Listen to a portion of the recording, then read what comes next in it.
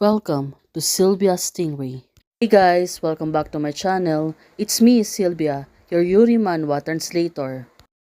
Guys, good evening. Let me present to you the new chapter of Rain's Leaf, also known as Song Yunmian.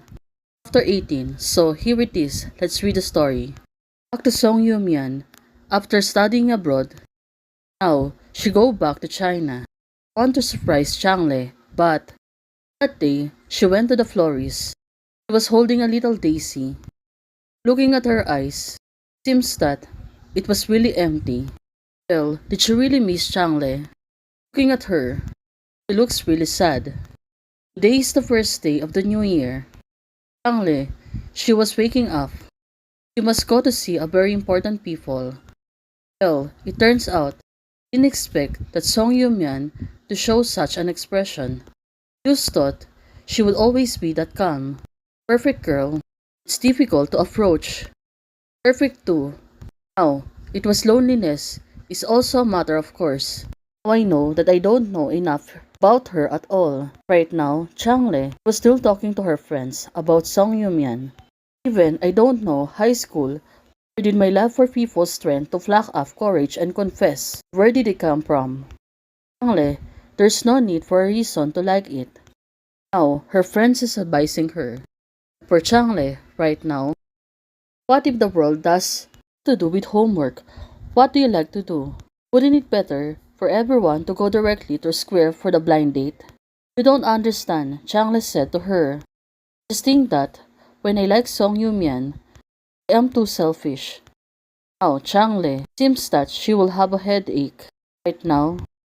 It's really frustrating her. High school, I like vigorously. Now, it seems more like self-directed and self-acting. Well, this is it. In addition to confession, I can notice from the start to finish. All remaining, it seems that have nothing to do with Song Yuman itself. I only know what I like her. I will be happy for her to approach. Sad for her estrangement. I really think about it seriously. What will she be happy about? What will sad about?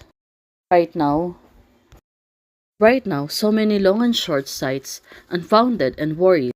She can think of anything else about Song Yumian. In fact, they're very selfish and only think about myself. That time, I was rejected and I was trying to make up for by saying, doesn't matter, we can be friends. Right now, Song Yumian, Changle, do you always talk like this? And you don't mean it. Well, right now, seems that the situation is not good. Misunderstanding is clearly being encountered right now. I remember her teen back in high school, but I never thought that she might also feel lonely. Well, right now, everything is about Song Yumian. I want to say sorry for my youth. I'm the one who should apologize the most. Yet, still, misunderstanding is unresolved.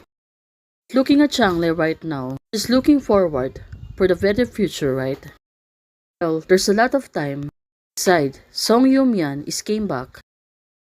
10 days later, after talking to Song Yumian, that day, until now, the two of them are not meeting each other. So right now, she was with her friend. Changxi, what do you want to do so early in the morning? Right now, it's bothering Changle. Changle, it seems that she already wake up. Now she's brushing her teeth. Her sister is going abroad to study as an exchange student. You don't come to see me off. Hey, sister. I've arrived at the waiting room. Yes, who is sitting next to my sister? Right now, she's teasing Changle. Well, Changle, I really get curious. Since it was early in the morning, Changle said, Sharusi. Changle, she was still serious. But right now, her friend, she was screaming to her. You're a silly girl. Changle, you are angry with me on purpose, right? Now, her friend is really getting mad. All the people she can talk about, but not Sharusi, towards her. Changle said, can you please lower your voice? So sad for the people to hear such a big reaction. She won't hear it. She went to buy coffee. Well, right now, Changle said, what for you? Her friend said, well, these two girls, they were gonna separate each other, but they're still teasing each other. Her scumbag. Don't. It was because she was in such a hurry. When she came, she left her glasses at home.